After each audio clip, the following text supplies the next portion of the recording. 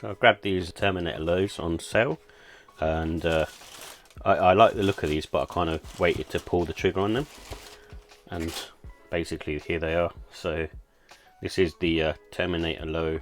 I think it's called the Velvet Brown colorway or the Croc colorway. So it's got kind of this, guessing crocodile material on there, and a black swoosh, I think, by the looks of it. And then on the back you got the Nike written on the back there in black as well.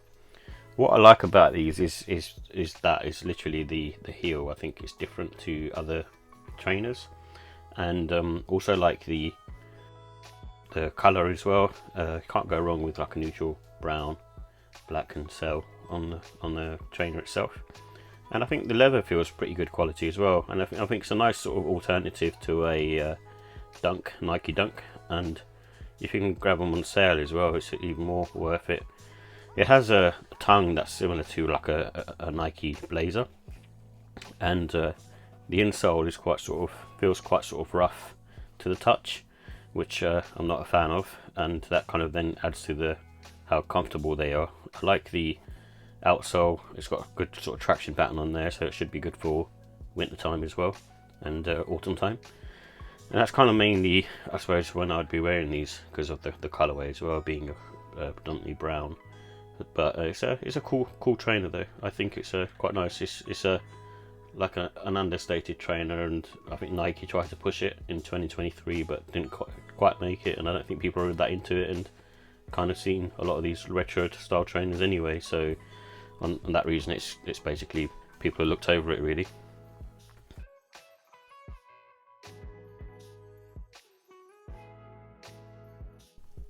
So here are the details for the Nike Terminator Low Croc Velvet Brown. It comes in a velvet brown, black and sail colourway, and it has just an EVA sole, and it basically is made up of all leather and suede upper materials. So the leather is the kind of on the toe box and on the side and lateral and medial side, and the suede material is basically a wrapping around the toe box and the eyelets and the heel. And the price is £120.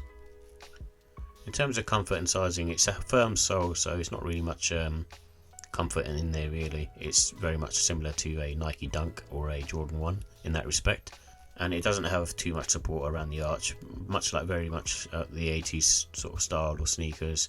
It's very flat, and the wearing time on these, I think, are sort of 4 to 8 hours. Because it's a low and the materials that I use, it's not too bad to sort of get wearing and running in.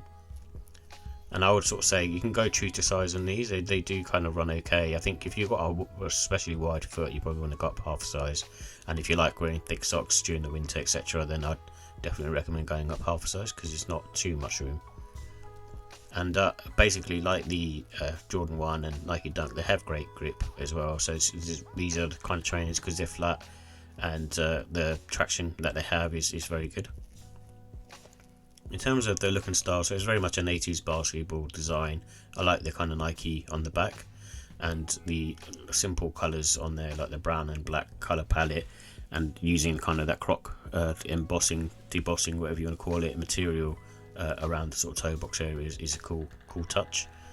I'd recommend sort of wearing these sort of spring, autumn, winter. The reason being is just because it's a brown sort of colour palette as well, and I know there's white on there, so, but at the same time it feels like a kind of like a rugged type sneaker that you can kind of wear anytime really, and that's the reason why I sort of say recommend sort of wearing them casually. They're good for just wearing sort of every day really. And you can go with like the black laces to match with the swoosh, or the brown to match with the toe box area. Sail and white would also work definitely because of the tongue colour.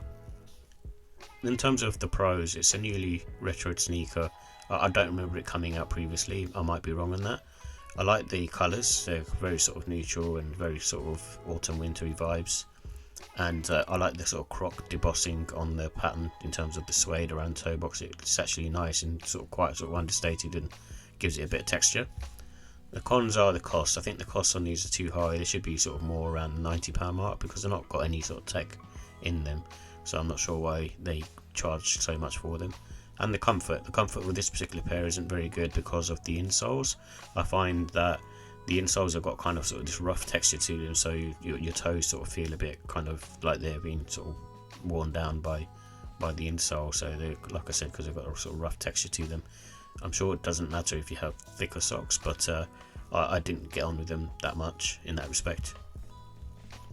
So in terms of the ratings, I think the look and style, I give it a 4 out of 5. I actually really like the sneaker. I'm a sucker for 80s basketball sneakers anyway, but with this particular one I actually do like the styling because of the Nike on the back as an example. However, I just don't get on with it in terms of the comfort, because I've given that a 2 out of 5, mainly like I said because of the insole situation. Really, I think it kind of adds to the uncomfortableness of, you know, it being kind of like a mid-comfort sneaker.